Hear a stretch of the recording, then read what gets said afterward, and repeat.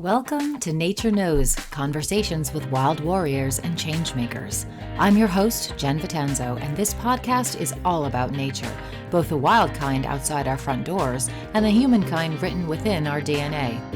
Each episode showcases an individual who has dedicated their efforts to create a better today to ensure we have an actual tomorrow. And they are using their unique creative fingerprints to do it. From PhD students to Grammy winners, community organizers to outdoor educators, engineers to multimedia artists, these are the wild warriors and changemakers constructing the bridges necessary to connect us all, human to human, species to species, worlds to worlds. It's in our nature to want a sense of purpose. If you haven't already found it, maybe this crew of amazing individuals will inspire you to find yours. I'm telling you this not because you're going to like it, but because you need to hear it. That's the recurring theme in this week's podcast that features the inimitable musical powerhouse Victor Wooten. Wooten is a 5-time Grammy-winning bassist extraordinaire who also happens to be an extraordinary human being. He's a teacher, he's an author, he's a naturalist, he's a mentor, and he's a visionary who understands the importance of each individual life, of the natural world and our role in protecting it, and of taking responsibility for our actions. If the world were to follow you today, where would you lead them? If you're Victor Wooten, you're leading them in the direction of love, of self, of each other, and of the planet. And I'm so excited to talk to him today. Hello, hello. Hello, it is so nice to see you. Same here. It's great to see you too.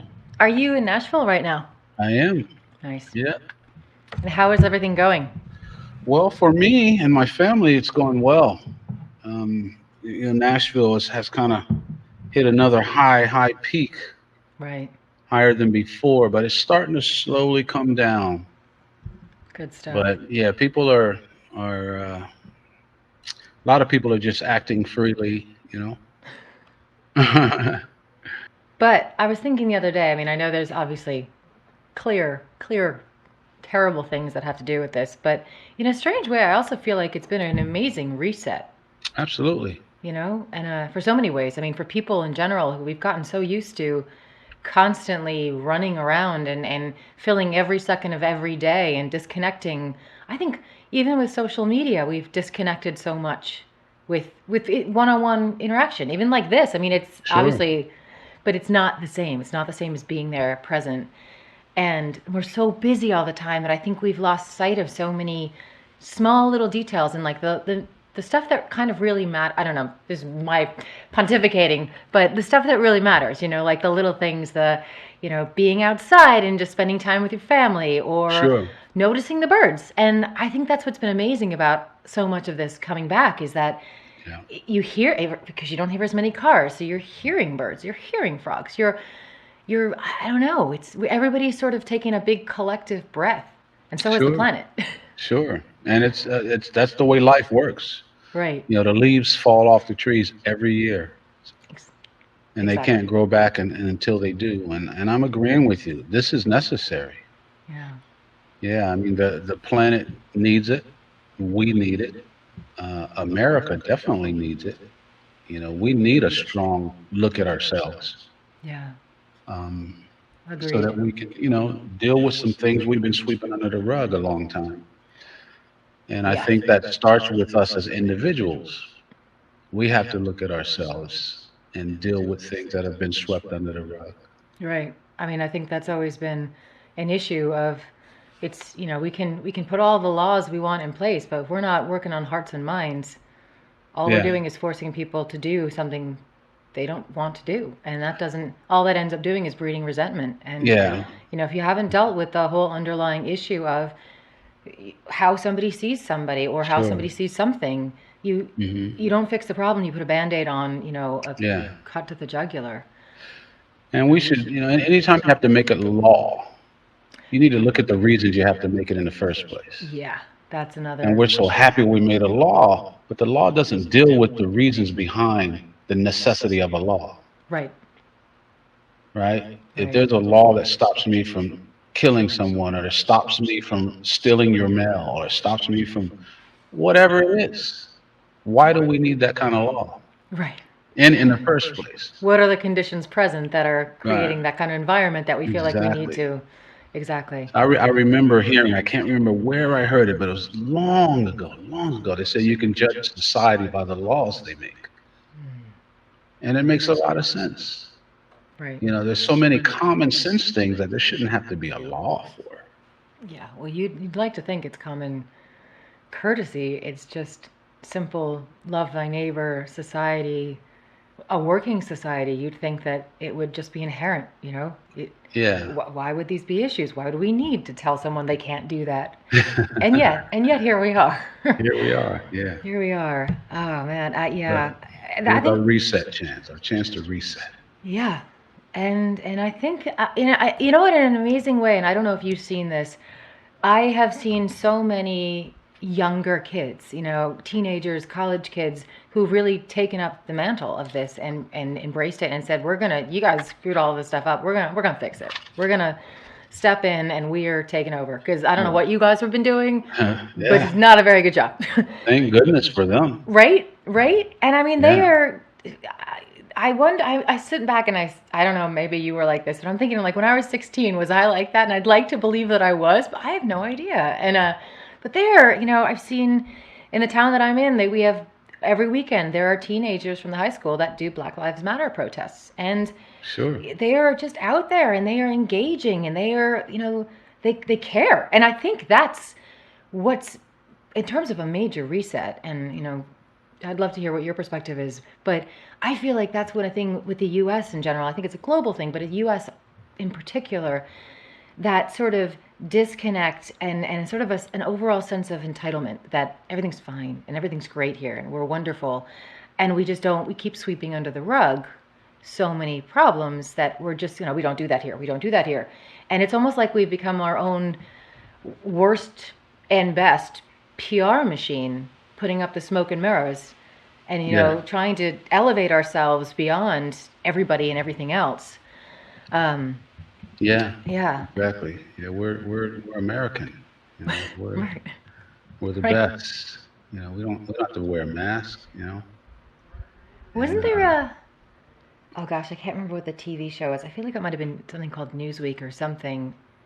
And one of the characters he was doing a seminar and he was on stage, and one of the students asked him, how do we keep America the best, or how do we get back to? And he turns around and he goes, well, when were we the best? And he names, he's like, okay, so we're the number one in incarcerations and in military spending, but everything else, like we lag in education, we lag in healthcare, we fundamental things to making a society functioning. Keep those wheels going, keep we're so far behind. Yeah. Yeah. There's a lot. I mean, there's a lot to be looked at and talked about there. Yeah, yeah, We are a new country, which meant we had the opportunity of getting things right by looking at the past. Just a few hundred years old. But the fact that the country was built, or I just look at the way it was built, was so wrong right, that there's no way we can continue to stand as the number one force. You can't stand on immoral grounds forever. right. At some point, Rome falls. And as a country, we haven't dared to really look at that. Right, And maybe we've looked at it, but we've swept it under the rug so that we don't have to solve it. And we will. We will have to solve it. So you see it with racial issues, even though, Black Lives Matter, as much as I love it, needs to start with the Native Americans. oh, this is the country since the And inception, not just in 1776. This is since the day non-white people, or yeah, I'm sorry, the day white people decided to step on land here, that since started this day whole one, yeah, right? yeah, And those poor people barely have a voice anymore. yeah. At least the blacks have a voice. We can stand up, but the Native Americans, they're so weakened Well, they that did a bang up the job fight of goes beyond Black lives. yeah, Not that Black lives isn't important. It is important, of course. We are the ones that are getting killed by our authorities. right, Our lives is the current situation, so it needs to be dealt with. But it goes way beyond that, Oh, yeah. and it's at the pure foundation of our country. Well, I mean, how many instances are you hearing about with Native American reservations of women going missing and nobody hears about it. Nothing. It just, it's And right, more than that, when you hear about it, you got to think about how many hundreds you haven't heard about. exactly. So even with Black Lives, now that people have cell phones, we start to hear about it. Right. But this has been forever. Yeah. I know stories from my parents and their parents, and my kids are growing up with it for their first time. And I'm showing them songs that I wrote on my records that came out before they were born, talking about the same issues. And until we really deal with it, and I mean really deal with it to solve it, these same issues are going to always need to be talked about. Oh, yeah. You know, but we're at a place now where we can't ignore it. Everybody's home. We don't have time, or we can't define ourselves, or we can't hide behind what we do. But I'm a musician, but I can't do music right now. So what's left? It's who I am. Right? Where normally I can say, oh, I got a tour coming up. I saw the news, but I can't deal with it. I got a tour. I got this to do. I got work. I got school. But now we can just look at it. And it's attacking us. I shouldn't say attacking us, but it's the best word I can come up with at the moment. It's attacking us to our core. I And as humans, we are caring beings. We really do care right. about each other. We act like we don't because I got to hold on to what I've got. So I have to act like I don't care about you, but I really do. And right now, we're kind of forced to be who we are, not what we do. And all of a sudden, we're finding out I do care. Yeah. I need to speak up. I need to march. I need to burn a building down, maybe, if they're not. I already tried the peaceful protest. And in many days, like my mom says, you do what's right. Doesn't matter who sees you. Mm. Right? Even if you're wrong, you're wrong. Doesn't matter who sees you. You do what's right. And so you get a man, a remarkable football player who takes the advice of a war vet to kneel, the respectful way of a protest, to kneel at the anthem. Don't leave the field. Don't whatever. Just kneel. You're there. You're still there. You kneel. And he lost his gig. No one will hire him. But all of a sudden, now the world is listening. Right. Finally, that's the way to do it. Right? When one man who went against everyone had to be strong enough to do it.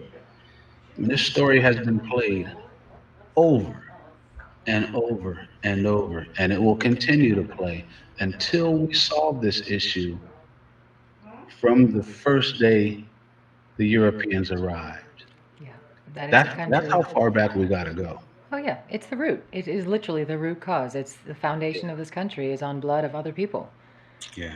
Let's go back to what you were just saying, because I have a sort of a theory about this, which I wonder if you sort of share, that because of all this time alone, like, again, keeping busy constantly before this, allows people to not have to face themselves. It's very easy to shut not only what's going on around them, but what's going on within them as well.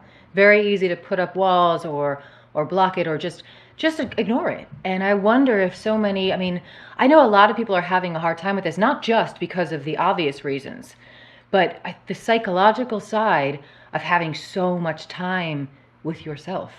And you haven't had so much time with yourself pretty much your whole life. Yeah. And a lot of people that I know are having a very difficult time because it's not even the social distancing and not being around people. They're just with themselves. But yeah, so you have people who have been able to avoid dealing with their own problems, dealing with their own whatever it is, now have no choice because they are with themselves and there aren't all these distractions. And Sure. And the truth of the matter is that we are never not with ourselves. right. That's the truth of it. But we don't have to look at ourselves because we right. So now, did I just freeze for a minute? Just a split second. Yeah. Okay. My camera went away and it froze. But we we don't have to really pay attention to ourselves because we can do things that are outside of ourselves. I can do work. I can pick up my bass. I can get on the internet. I can, find my Facebook friends, not my real ones, but my Facebook friends, and I can make comments and put up pictures. I can always do stuff that's outside of myself. Yeah.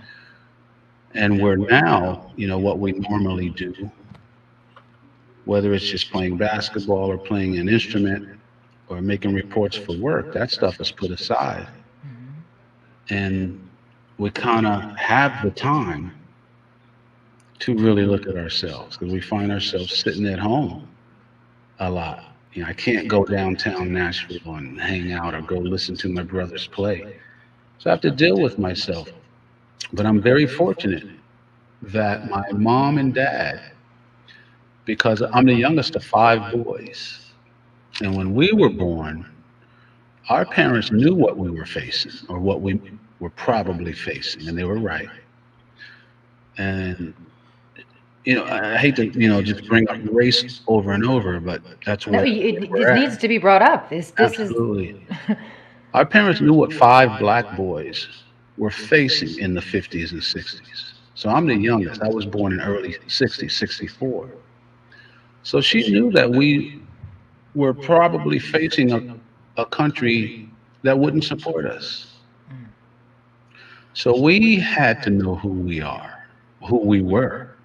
Yeah. We had to know at all times who are you, not what do you do.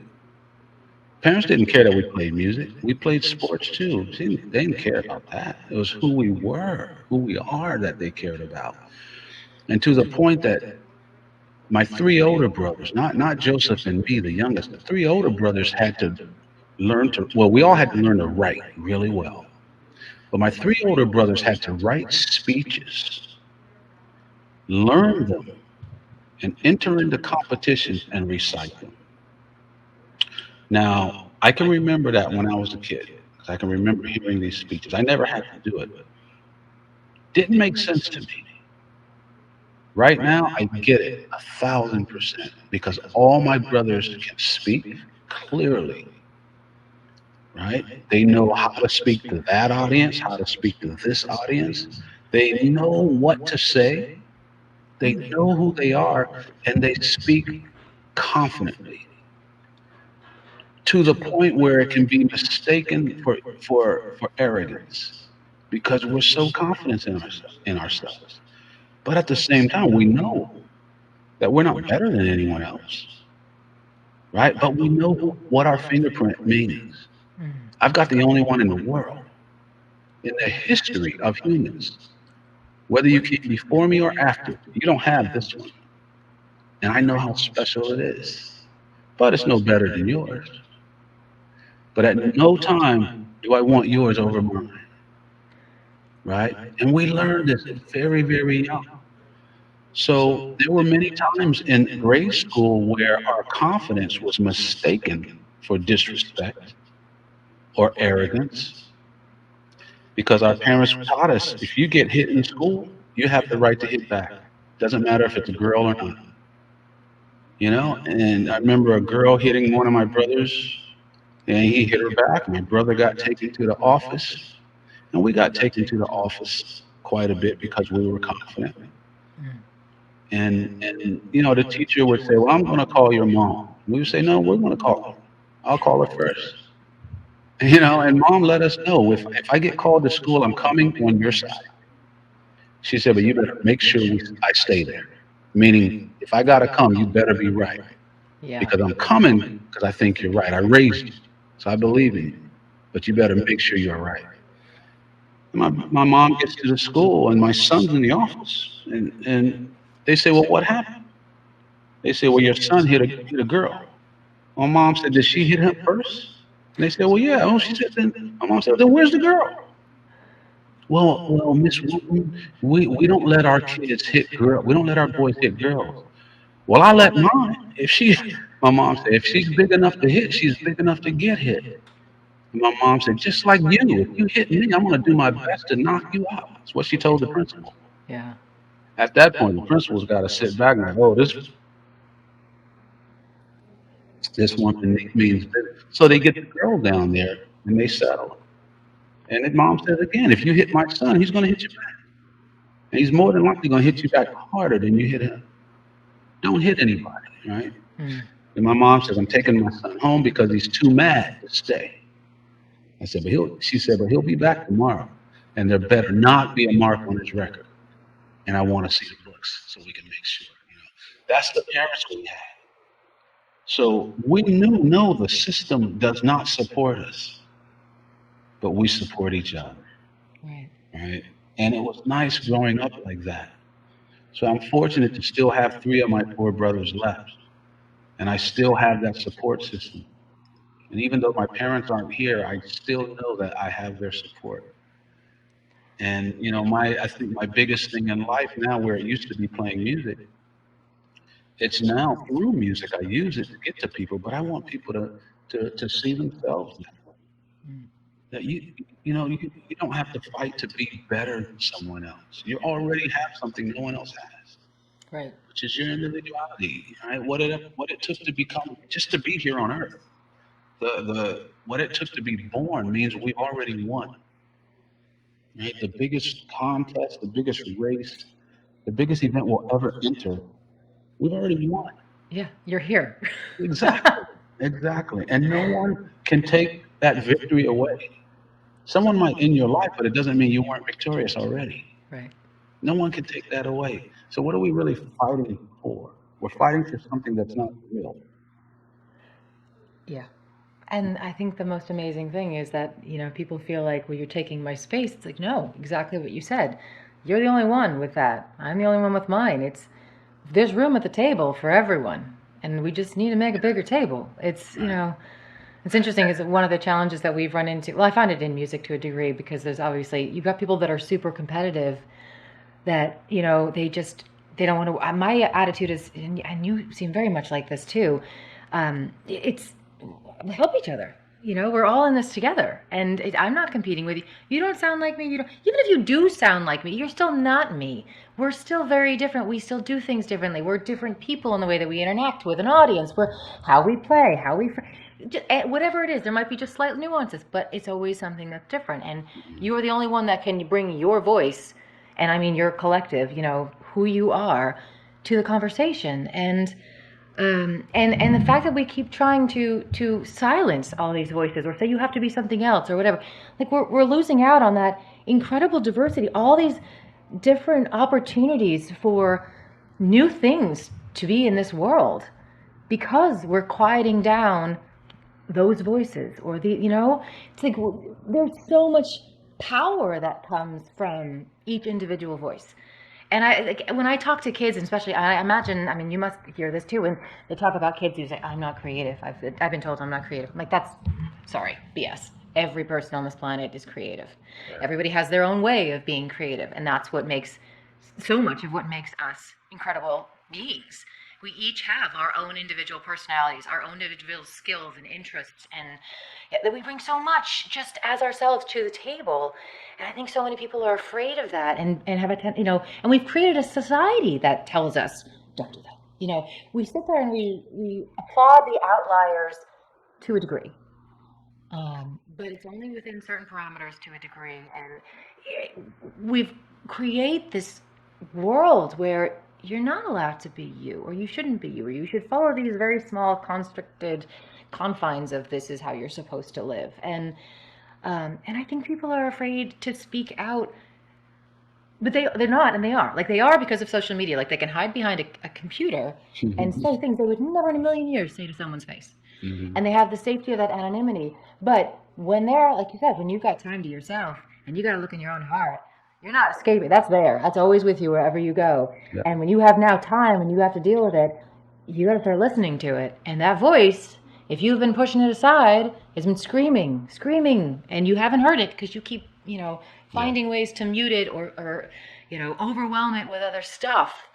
And your mom sounds like an awesome person, first of all. Like I wish that's just fantastic. And I love that message because I just feel like it's so necessary, and especially now. Yeah. And particularly with the Black Lives Matter, with anything with regards to race, with culture, with And we deal with it, the environmental stuff. It's the same thing. Environmentalism, the whole movement has traditionally been a whole bunch of rich white dudes. You know? Like, Yeah. this is a whole planet. We're all on it. Everybody's dealing with it. And the people who are the most adversely affected by this right now are poorer communities and people of color who are on the front lines. Communities that are closer to areas of higher instances of pollution. It's just, and they're not represented. They're not there. They're not in, and they have Until it starts to affect them. everyone. Yeah. But it is. That's the thing. It is. Right. But we're not seeing it so blatantly in Right. ways that people, I think, can identify with. Sure. And for you're one of several friends of mine who, they have black teenagers, and this is what their reality is every day of their life. So they face it. So they're aware of it. And I had a conversation with friends of mine, white teenagers, and I don't get it. I don't get it. I'm like, because you don't have to stress out every time your child walks out the door. Right. You don't. I mean, yeah, there's the fear of maybe a drunk driver or whatever. When your child walks out that door, when you're a person of color, you face a whole different world. They face a whole different world. And that's what our problem is. It's not the same world. It looks like it's the same world. No, we're not living in the same world. No. No. I mean, the lessons you have to grow up with, even as a female, are different than the lessons I have to grow up with. No. Right? I don't have to grow up with people treating me sexually, like being sexually dominant over me in the workplace. Right? It's a different lesson for you. So, it's not the same world. And it shouldn't be, because we're all individual, but we should be aware of it. We should all be aware of it, and don't wait until it affects me to do something about it. Yeah. The lessons that as a black man that I have to learn as a kid, and then different lessons when I start to learn to drive. If the police comes up, get pulled over, here's what you do. These lessons that shouldn't have to learn. And it goes on and on. The same with you. And these are problems there shouldn't have to be laws about. Right. We're human beings. I thought we were the smartest beings. And we are. We just don't do what we know. Right. I don't know anybody that smokes that thinks it's good for them. Right. They all know. So knowledge isn't enough. Just knowing isn't enough. We have to act. And it takes, in many cases, too much for us to act. It has to come too close to home before I feel what you're going through or acknowledge what you're going through. Right. And everybody's level, it seems, if you'd think it would be, someone like with this virus, someone who was sick. So you have a personal connection to someone who was sick or who died of it. Mm-hmm. You'd think that you would be more likely to take more precautions or be more aware. But I have seen that if it isn't the person, in some cases, that is actually the one, there's still this disconnect. And it's but I think our dialogue in general, our discourse has just devolved to such an extent. And I don't know if a lot of that is the social media, again, being able to hide behind the laws and screens. Yeah. I just find when you look at people, and fundamentally, we all have the same needs. We want to take care of ourselves and our families, and we need food, shelter, water. Like everybody's got the same fundamental needs. Mm-hmm. We're all fighting the same fight, so to speak. We're all on the same side in the big picture, and yet we're like, people can't have conversations with each other about anything lately. Well, I mean, if you look at what is feeding us, right? Oh, well, yeah.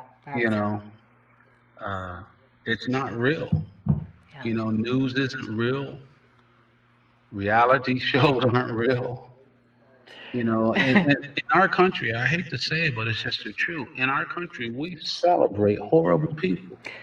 Yeah.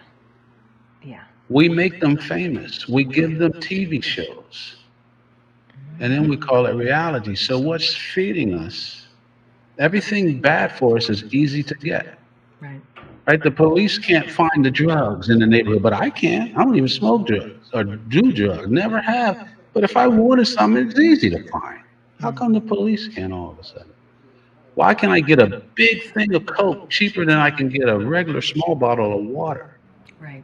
Why do I have to buy water in the first place? Right? Right.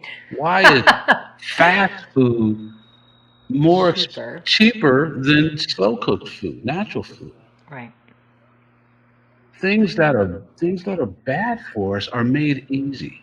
Yeah. We're spoon fed it. They make it easy for us. It's on TV every night. The most popular game right now is who can kill everybody else and be the last one standing. If you're that, then you win.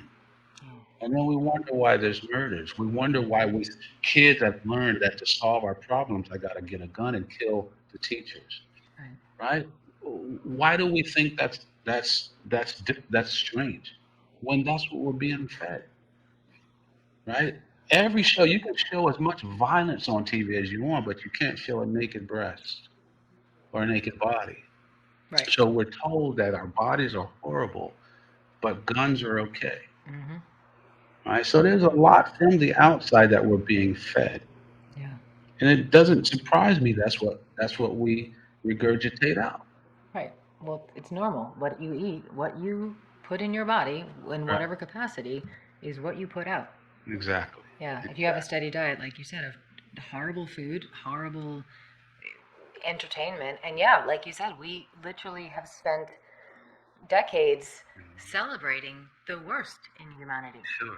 giving it a platform, not just giving it a platform, but applauding for it. It's like, Yeah. why? And I don't know if it's the misery loves company kind of thing, or I'm sure it's a lot of stuff, but that maybe it's making people feel bad. Again, maybe because we've become more and more separated from ourselves and who we are as individuals, and have so many things to distract ourselves, that it's just another opportunity to say, I'm better than that person, or, Sure.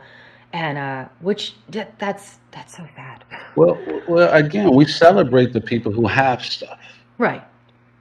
right? We But do we celebrate them them. for the right reason? Like the people who have, like, if you're amassing huge amounts of wealth and it's at the expense of everyone and everything, is that worth, should we be celebrating that? Right. But it's, the almighty dollar. It's who's making whatever, or, Well, we don't celebrate who people are, right. right? Regardless of what you have. Mm-hmm. Like we'll make stars out of people who do nothing. They just have stuff. Yes. Haven't really done anything for society, Yeah. but they have stuff. Yeah. And so we give them a TV show, right? And so it doesn't make sense that I mean it makes complete sense rather that we end up acting the same way, right? We're not encouraged to think for ourselves, right? We're told what to think and how to think, right? TV shows don't ask questions; they tell you. Right. This is what it is. The news tells you who this person is. This is a good person. This is a bad person, and they tell you in little snippets, right? So our attention span is short, right? It's just the society is trained us to not think for ourselves, to worship all idols, to pay attention to things that don't matter, and everything that we pay attention to is outside of ourselves. Yeah. The whole Right? ad industry. Say it again. I said the entire ad industry, Absolutely. literally built on, you're not good enough the way you are. You need to go out and buy this. You need to have that. Why don't you own that? And if you look like that, you would, Right. you put this cream on your face, suddenly blah, blah, blah. It's like, Right. yeah. And then all of a sudden it's, you're not allowed to just be human. Just be a human. Right. Yeah. Yeah. Yeah. So so musician, you obviously, clearly, like a ridiculous musician. What, five-time Grammy winner? I mean, nothing to speak of. Um, so many incredible accolades in terms of as being a musician, and obviously you started out like out of the womb, basically. What, were you two, three, two? About two. Yeah. About two. Yeah. Jeez. But you're also obviously an incredible naturalist. You have Wooten Woods, you have your Vic's camps. Mm-hmm. How do you think? Because I do, but I'm curious as to what your perception is. And obviously, like we've talked about this, but just for this purpose of this platform too. In terms of finding ways to bridge these gaps with regards to this dialogue, with regards to where society has gone, where do you think the roles of things like music or the arts and nature fit into this? Yeah. Well, the cool thing is that people listen to musicians, This is true. right? If you play a show, the people are there to listen to you. And that's why they came. Mhm. They didn't come to argue. They didn't show up because they don't like you. They're there 100% to give themselves to you. Speak to me. What do you want from me? Right? That's why an artist can say, hey, go buy my t-shirt, and everyone will go do it. Like my brother Reggie says, if a policeman tells everyone to raise their hands in the air, or if a politician tells themselves to raise their hands in the air, you might get a few people to do it. But if a musician says everybody raise your hands in the air, they'll do it willingly, right? So music has that power to move you without force, right? And that's powerful. It's also scary for people who want that Oh, yeah. power, right? So music is a great way to talk to people, and in a way that they will listen, right? And so that's what I've been doing, is using music to speak to people, not to preach to people, right? Because I don't really know what you should think. I just want you to think. Yeah. I want to give you back to yourself. I want you to fall in love with yourself. And if you have to fall in love with me first, if you have to see me as great first, then do it. Because at least you're seeing a high level, Yeah. right? And that's going to help you reach it fast. But that's what my camps are about. Really, it's just about giving people back to themselves. And music gets them there. And yeah, we teach you music, and you become better, Right. right? But when people come to camp and they put themselves here and they put me up here, by the third day, we're here, right? It's not that I lower, they rise up. And I've had multiple people tell me that, man, when I first got here, I was like, man, there goes Victor Wooten. This is what a kid told me at our first camp in 2000, the last day, fighting back tears, this teenage boy says, when I first got here, he says, I was like, wow, there goes Victor Wooten.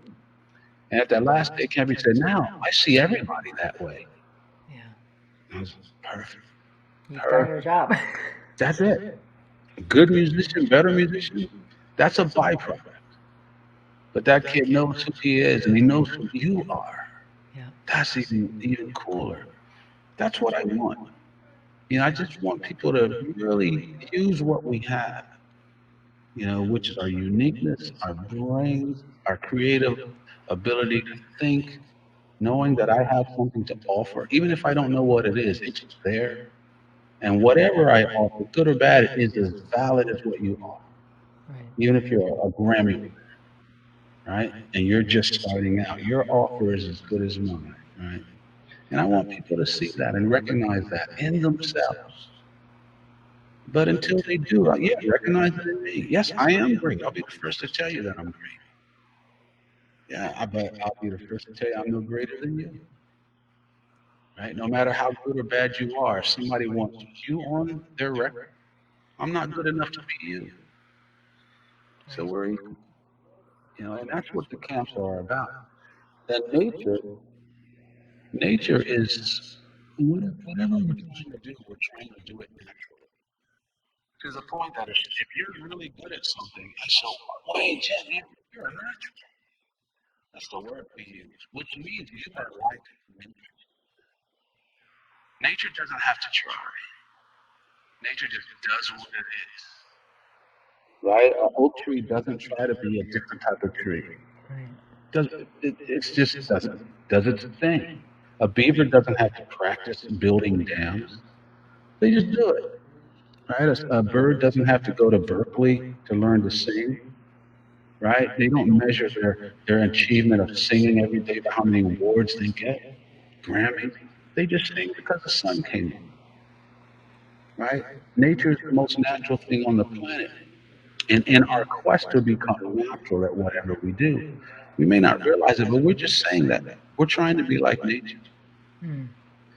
to the point that when we need a break, what do we do? I need a break from the office. What do? Do I go to another office?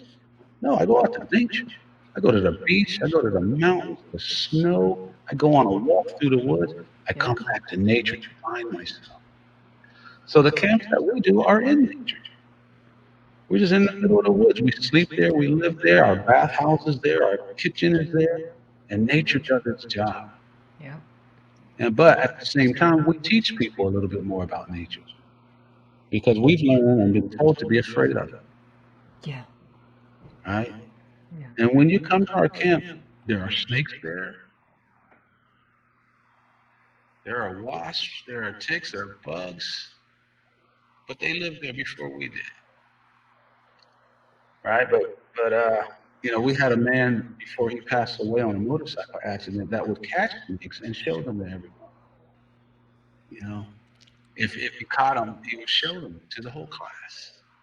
And we help. We have nature instructors there who know about plants and know about poison ivy and dandelion and the uses for these plants, and they can even tell you not what bird is singing, but why the bird is singing. What's the bird actually saying? Right? Because our ancestors, our grandmothers would always say, "Well, Grandma, how'd you know that?" "Oh, a little birdie told me." It's real. The birds are always talking. Oh yeah. We don't listen anymore. Right? Food comes from a fast food place, a grocery store. Food doesn't come from the ground. What? Oh, we are so So we have a disconnected. garden out there. People can learn about gardening. Nature is the most natural thing on the planet. But in music, they tell us to do the most unnatural thing to get better at it. They tell us to lock ourselves in a room and practice. Right? You didn't learn to talk in a room practicing. Right? You still have an accent if you did. Right? We learn to talk by talking to people. Right. Right? So in music classes, and this is a change of subject, but in music classes, I think we should spend more time playing with people, less time practicing. Oh, I agree. Yeah. My skills, any of my skills that I have been because I've been working with other. Because doing it in a vacuum by yourself, it's not all that inspiring, and two, it's hard to tell if you're really getting improving. It's just kind of depressing, to be honest. That's why most people quit. Yeah, and the energy that you get by feeding off of the people around you. There's the, oh, I love what that person is doing, and I want to either learn that or I want to compliment that. Like it's speaking to each other, but in a different way. Sure. And if you learn that way soon enough, early enough, just like talking, right? There's no levels.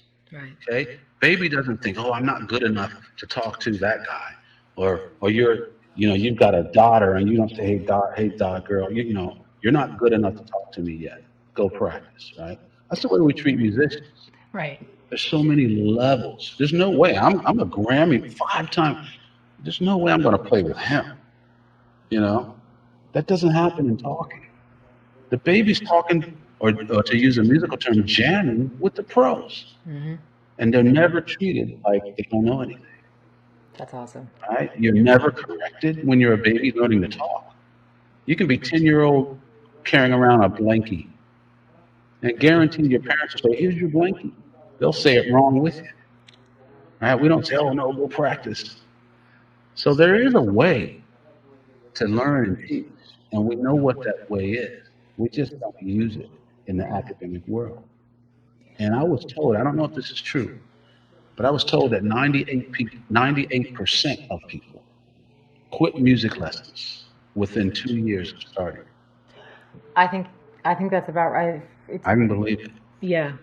So my I next remember reading something question is similar. why? Is music that hard? We're talking 7 letters. Right? There's 26 in the English alphabet. Nobody ever quits. Okay. So 7 letters, only 12 notes. And if you're a bass player like me, there's only a few rhythms I'll ever have to read. Right? It should be that easy. So why don't we quit? It may be that music's not that hard. It might be how we're teaching it. Hmm. And I go to the latter. It's how we're teaching it that robs the joy out of it. Right. I came into music because I love it. It's fun. I just want to play.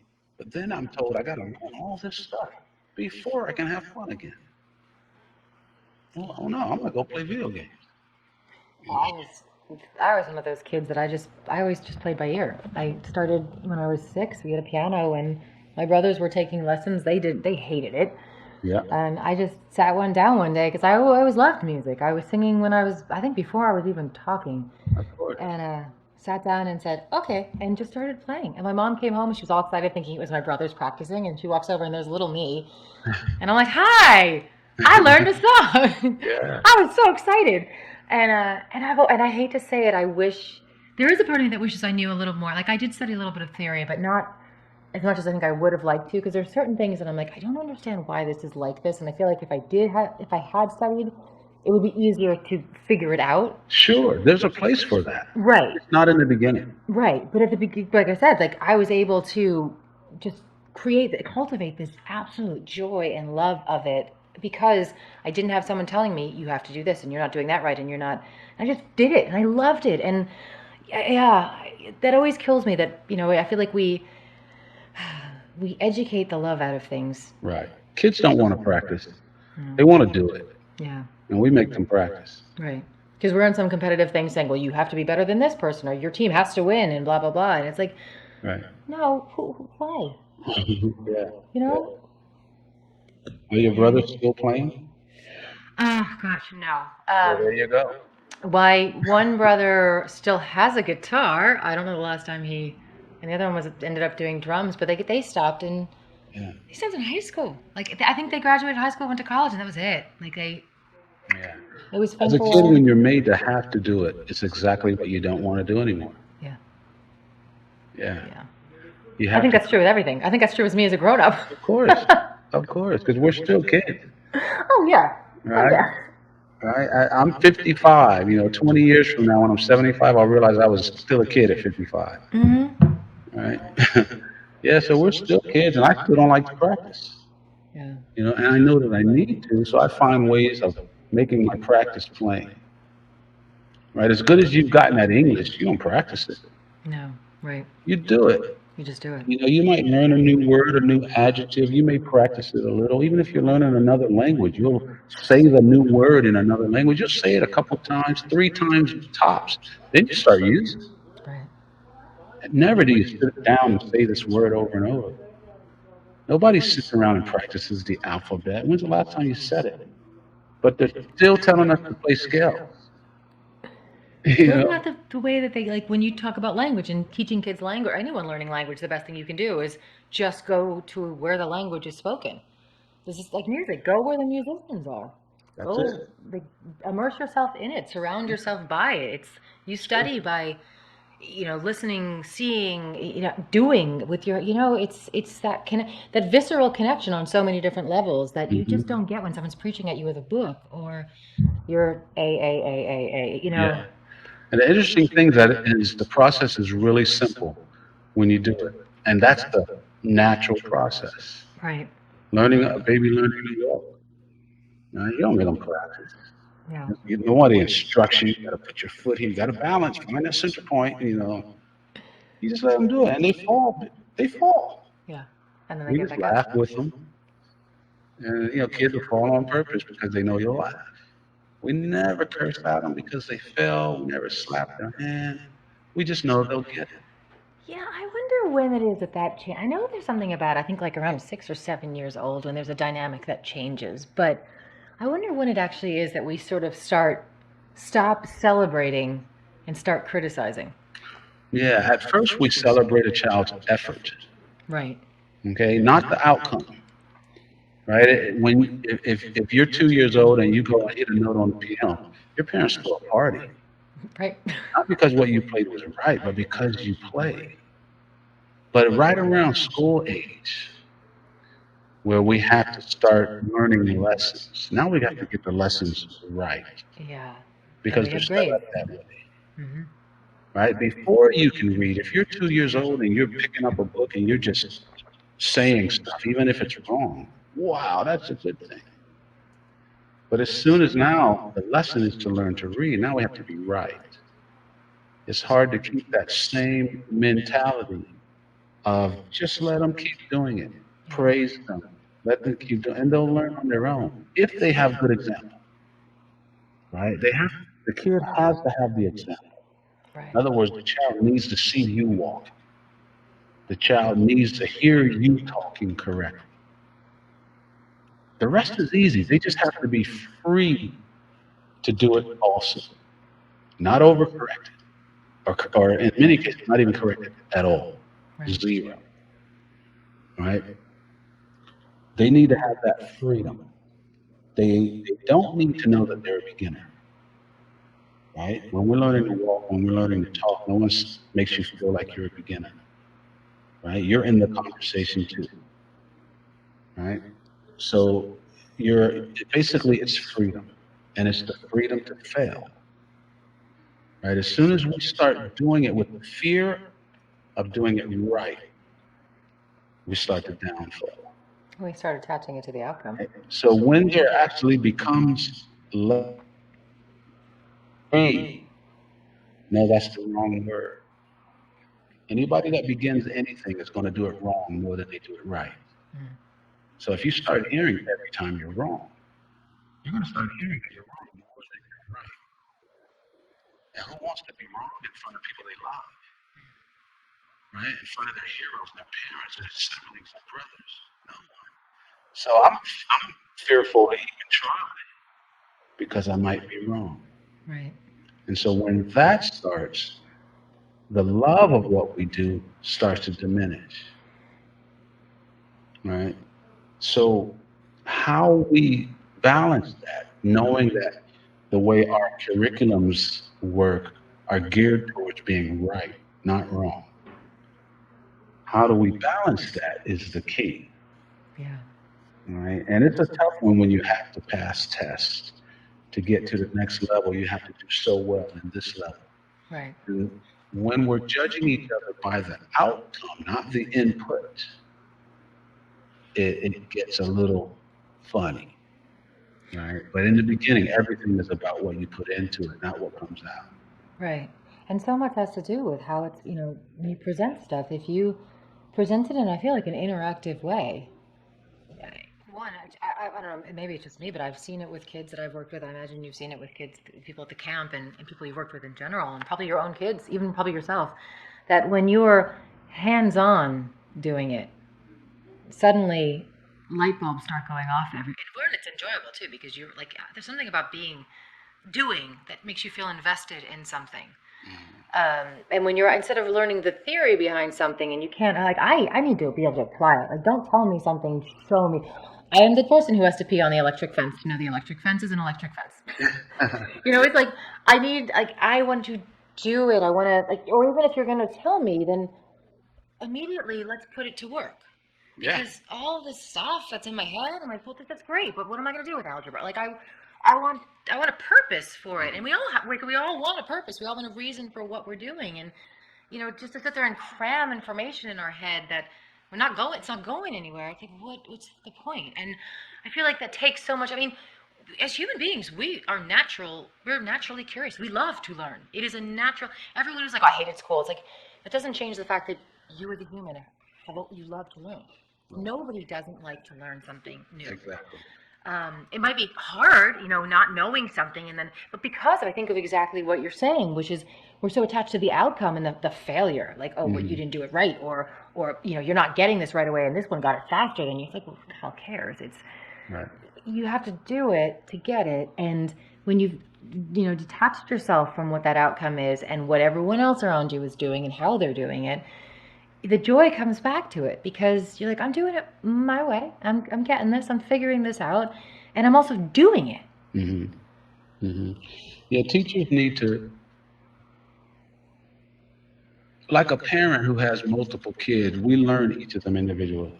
Mm-hmm. And we'll know that this child learns this way, this one learns this way. I think teachers should be taught that ability to, as quickly as possible, assess how a student needs to learn. Because teachers, we are more interested in how we teach, more interested in that, where we should be more interested in, and we'll pay more attention to how the student needs to learn. Because my method of teaching may not work. And it may be that I need to send the student to a different teacher. But if we were trained in multiple ways of teaching, multiple ways of giving this information, then like a good jazz musician, we could adapt on the spot. Right. And that's to me the missing link in most teachers. Now there are teachers out there who are good at that. I had an English teacher who I had to do a book report, and she let me do a musical book report. Instead of writing a bunch of pages and typing it out, I was able to tell about the story through music. Of course, I got a good grade. Of course, I'll never forget it. And of course, the students loved it. Yep. And the book was Lord of the Flies, which was a popular book at the time. These kids were shipwrecked on an island, and all these, all this kind of stuff, and these rivalries. And I was able to use a lot of music from Stevie Wonder's Secret Life of Plants. And I had 3 cassette recorders. Side of the room, one was in the center and one was on the right. And I had 3 cassettes, and I had the students, we all pressed them at the same time. And you heard this plane start on one side of the room, go across the room and crash on this side. And then you hear the kids, and then you hear the flies that Stevie used on his record were like the bees. No, there were bees, I think, on Stevie's record, but I used them as the sound of the flies and man, it was so much fun. I'm still proud of it. I got a great grade because the teacher let me do it in my way. Yeah, spoke your language. Rather than, I still did a report. And she was smart. The idea was to tell me about the book, right? And if I speak Spanish, then I should be able to tell it in Spanish. But she knew I spoke music, so I told about the story in music and enjoyed it, right? And because of that, I'm better at that today. As my career is to tell stories in music. So I have an English teacher who helped me get good at that. To me, that's a teacher. Only teaching the way she knew how to teach might have held me back. Might have. Yeah. Yeah, it takes a certain person to be able to circumvent having someone teach them in a way that they can't. Right. That's so much extra effort and just misery. But it's being able to speak in your language, to connect to something in your language and something that speaks to you, because then you can speak to someone else in a way that they can connect with, and the joy too, the natural joy that you bring to something when you can use who you are to present it, to take whatever it is that you've learned and say, I'm going to share this with you. Like, I'm going to use who I am and this one person that is me, and this is my one way of seeing it because this is this is how I roll, and the joy that you bring to that, like when you're interpreting music, when you're interpreting a book, whatever it is, how you present it, it's so much more powerful, and for the audience, for you, all of it, the connection with it too, Yeah, and the teacher recognized who I was. Right. Which would make me more willing to recognize who she is. So the next book report, she said, okay, Victor, I need you to write this one out. I'm more willing, because she recognized me. I'd be more willing to say, okay, I'll write this one out. Right. But, and again, not to come down on teachers, they make hardly any money. They don't probably ever get rewarded for what they really do. And it doesn't really take a whole lot of training to become a teacher, right? They don't get the complete training I think they need. This is just me talking. But I think they should learn how to figure out quickly how a student learns. Right. They should teachers. Well, I won't even go into that. But I think that teachers could become more complete if the education, if they had the education going into it and were paid. Yeah, well, for what they really were. That's the thing. I think all the time. I'm like, I love kids. I don't have any kids. Maybe that's why I love them. I don't know. But I don't have any kids. But I do know that if I were in a room with 30 kids 5 days a week for 8 hours a day, that's to me is a saint. Like, give them a halo, and I couldn't do it. I love kids for short periods of time, and I'll teach like for an hour with a group, and then after that, I'm like, oh my god, I need a nap. Yeah. They're amazing, but that's a lot because it's constant, and that's a straining job on so many levels because you're constantly with different personalities. You're at different levels too, because your kids might not have such an understanding because they're kids. You know, a little kid is not going to understand how something works simply because they're a little kid. They just don't know. And so you're constantly having to learn to speak to people from all ages and backgrounds. You're dealing with the parents, you're dealing with the school systems, you're dealing with, it's like you're a babysitter and an educator and a psychiatrist and all rolled into one, and everybody is totally ungrateful for it. Yeah. It's like our education is one of the most important things about who we are as human beings, like developing as human beings, as a society. And yet we put so little value on it financially, just societal. Like I think about what we pay, like reality television. Our, celebrities from reality television, they're making buku dollars to show up for no reason other than they just show up, and somebody happens to be wealthy to begin with. Whereas these guys that are slugging it out in a classroom, and that's not to say that teaching is horrible, but it's hard work. Yeah. Even if you love it, it's still hard work. And we're not even coming close to compensating. People out there who just are rich, so they're famous. Yeah. Or because their parents were rich. Right. You know, and they're famous. They get TV shows, making more money that they don't need. Yeah. Yeah, it's interesting society. I think we could improve on it a lot. Yeah. Well, let's hope that this pause, this deep breath, when we come out the other side and start exhaling, that we start really reevaluating and putting some changes in place. Absolutely, and I'm kind of happy that the pause is taking longer than we thought. Yeah. Because I think if it just went up, a month or two, we would go right back to normal. Oh, agreed.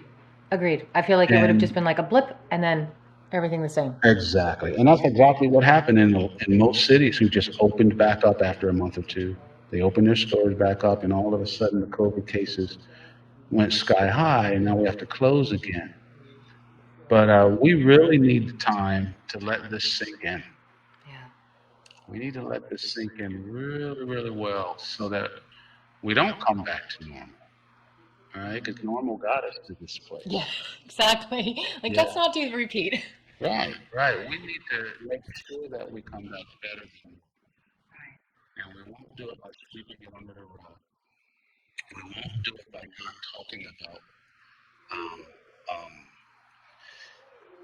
what's the word? Just the big things. We gotta talk about it. Yeah. We have to deal with this face to face, not computer to computer. Not Facebook Messenger to Facebook Messenger. Right. We need to really deal with this stuff. And as we see, it's not going to happen from the top down. It has to start from the bottom up. Right. In many cases, these big protests and marches were organized by teenagers. In many cases, young women, at least in Nashville. That's where. Oh yeah. What was it? 4 girls? They were. Yeah. Kicking ass and taking names. That's right. That's where it's got to come from. The water has to start to boil before the water becomes clean. Yeah. Right? A slingshot has to pull backwards before it shoots forward. So in many cases, for you to become stronger, we have to get broken down first. Oh yeah. Well, to build a stronger foundation, we've got to break apart what's already there and start over from the ground up. Yeah. And I think that hopefully that's what we're doing. Yeah. Well, let's all hope. I mean, it's not even the thing that's kind of amazing. It's a global. I mean, clearly a national on so many levels. It's also a global pause, and it's been really interesting to see the changes in how countries have dealt with it. And then also within our own country, all those cracks that we've been silly puttying over or whatever, then now all of a sudden are starting to not just break open more, but walls are coming down. And us realizing that we have not dealt with these problems, we have continued to, like you said, push it under the rug. Everything's fine, nothing to see here, everyone else is the problem, or blah, blah, blah, or it's this, or it's no, it's us. Right. And that's the key is dealing with the problem as an individual. Mm-hmm. Because I can only do my part anyway, Right. and hopefully influence you to do yours. Right. And it's not, I don't know that it's really for me to say what your part is, but I just want you to look at it. I want people to look at it all, figure out where you stand within it all, because we're all a part of it. And you can't do anything unless we start it. You gotta acknowledge there's a problem there in the first place before you can even start to do anything about it. And each Yeah, individual has to look at their own role in it and what they can do to help it, to fix or to rebuild, as the yeah. case may be. So, And well, I there's this Hawaiian doctor who has this whole practice mentality way of life called Ho'oponopono, and he's a Hawaiian doctor, and he says, you notice that whenever you see a problem in the world, you're there. mhm, And he says, and he goes far, it goes to that whole thing that even Michael Jackson wrote about. If you want to change the world, first change yourself. yeah, just So look in the this mirror. doctor says there are no problems in the world. There's problems with you Mhm. because we see everything from inside. We experience everything right through our senses, our eyes, our touch, our smell, our ears. It's all here. So what Right. we see comes from here, you know. And so, this whole pandemic thing, what I see as a problem really excites me. I see it as grand opportunity that the country, the world has needed. I mean, I agree. because COVID doesn't care who you voted for, right? Your culture, your skin, what your religion is, how much money you make, right? It doesn't care. And when problems affect all of us, then things kind of start to get done, right? They made gun laws when to go straight to it when the Black Panthers Oh, said, isn't that what the NRA came from? oh, we Or can have guns, yeah. okay. All of a sudden, they were as armed as the other, or maybe even more armed than the KKK. We're like, okay, we got to make some laws, Right. right? When rap music wasn't only for black people in the ghetto, all of a sudden now we got to put some Censor it. You gotta. censor. We got to put these warning on records and all that kind of stuff. And COVID is like the same way. Hold on, my dog is trying to get in. Oh, it's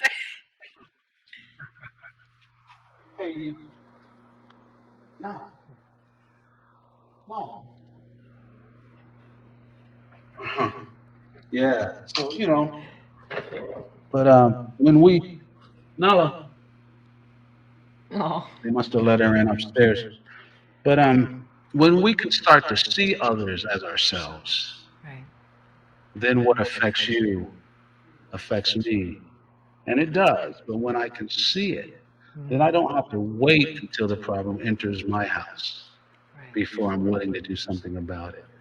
And that's what I'm happy to be seeing all around the world right now, mostly with Black Lives Matter, Yeah. because Black Lives Matter is now entering into white households, which is a beautiful thing because that's what it's going to take to solve the issue. Yeah. Right? Native Americans can't fix their issue by themselves. It's our problem. It's our issue to fix. Yeah. Right? Black Lives Matter isn't a black problem. you know, right? Gender issues, injustice against females. It's not your problem to fix. You know, it's men's problem to fix. So when I can see your hurt, the problem against you, and I start to see it and can do something about it, that's when we have the opportunity to fix it. And right now, we are all kind of forced to look at it all. And so you see a lot of water starting to boil Yeah. with gender justice, with LGBT, all of this stuff. Black lives, race, politics has been crazier than ever. Oh my God. Yeah. I think good things can come out of Yeah.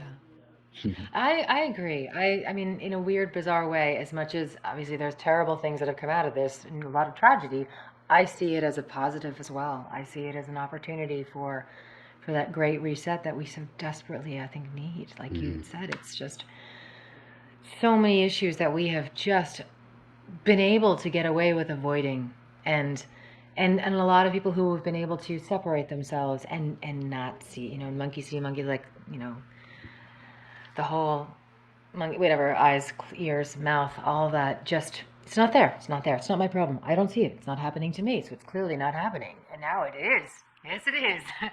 And everybody is now a part of it. And they are now feeling like the flames of that fire and Yeah. the boiling water. And so it's, I think people have been, it's amazing to see people collectively coming together in big ways, which I think is fantastic. Yeah. And inspiring, and yeah, makes me very hopeful for the future. I agree. I agree. And it's been happening in music for a long time. Yeah. Because music, a band's better when all the instruments are different, not the same. Right. So in music, we recognize our differences. Not only recognize, but celebrate them. When I'm a bass player, I know I'm not a clarinet. I know I'm not a trumpet. I'm not trying to be. I just want to be the best bass I can be for Right. you. My whole goal is to help you. That's the role of the instrument, right? Hmm? Right? We tune before we play. That's an agreement that we make before we even start. Right? We agree. Right. So there's a lot of qualities to music that can be used in life, but a lot of the times in life we start as separate, Yeah. and we're just working to see if we can find an agreement. And we see that in politics all the time. They don't start together. It's not even the goal. The No, goal is they're winning. completely apart. Yeah. You know, Yeah. I did a TV show for a politician, or I should say maybe ex-politician who has a TV show and he plays bass, and I like him. I don't like his politics, but I like him. Great guy. I see him at music conventions and stuff walking around. He had me on his show. First time he had me there to play Amazing Grace, which was great. Second time, I forget, I did play something by myself, but we also played What's Going On, Oh, yeah. Marvin Gaye. And it was nice. It was really, really nice. Both of us played bass in his band. And then but I had to sit through the show, and the show was awful because it was polarizing. It was about us and our opponents, Right. one party against the other. And I'm like, well, if they're opponents, that's letting me know you even know you're treating it as a game, right? Where someone's got to win, which means somebody's got to lose. And who's losing is the people. And it was making fun of these people and all this stuff. And I don't know why I haven't done it, but I've been toying with the thought of just writing this man a letter because we know each other. We know each other as humans and as bass players. But, my thought is that, I came on your show and we played bass together. We didn't treat it as a competition. Because if it was a competition, I would on your show. I could have made sure you lost. But it didn't even enter our mind, did it? We Right. know that when we play music, it's not about who wins. If anyone wins, we all win, Right. right? And I'm thinking, man, you are a musician and a politician. You are the one who could change this whole thing. You know, don't play that dirty game. Play the musical game where we Yeah. all play together and recognize our differences. And for whatever reason, I never wrote that letter, and I still might do it. I would do it because you know what? You are that connection. You are that connection. You are a direct connection to someone, to speak to him, to say, we know each other, We, And the good thing about it is I know he would listen. yeah. The bad thing about it is I don't think he would do anything about it because to do anything would make him lose the show, probably lose face with a lot of people in his party, political party, or whatever. But as my mom would say, I'm telling you this not because you're going to like it, but because you need to hear Yeah. Well, it. and that's the thing is that even if you never know, I mean, he might not do a lot. He might not do anything, but he might do something. Right. And each step is Right. what you need. It starts nowhere without one little step. Right. And the thing is, I need to do what I know that I should do, Right. and then let it go. It's not, I can't make someone else do what I want them to do. So anyway, that letter will probably still get written. Well, I would definitely do it. I think that's a great idea. Yeah. And again, it goes back to the whole communicating and finding the connection, the personal connection to things. You care about it if you feel that personal connection. Yeah. And you are a personal connection. Mm. So anyway, I do not want to take any more of your time, and I'm with people who are sitting here knocking on the door, like looking at me, like, "What are you doing?" This has been amazing. It is so nice to just see your face, hear you speak. You're always so inspirational to me. Just as a person, I love your outlook on everything. I love your energy. Your passion for things, and the fact that you want to have these conversations, that you actively are working for things to happen, and you embrace the good and the bad, and see the bad as good. It's the opportunity. Yep. Exactly. Yeah. So, Well, awesome. thanks for the opportunity to speak. I appreciate it. Oh, no, please. I mean, honestly, pleasure is mine. Go get your dog, do what you need to do, and we will hopefully catch up again soon. But take care of yourself, and keep fighting the good fight, my friend. You do the same. Thank you. Take care. You too. Bye. Ciao.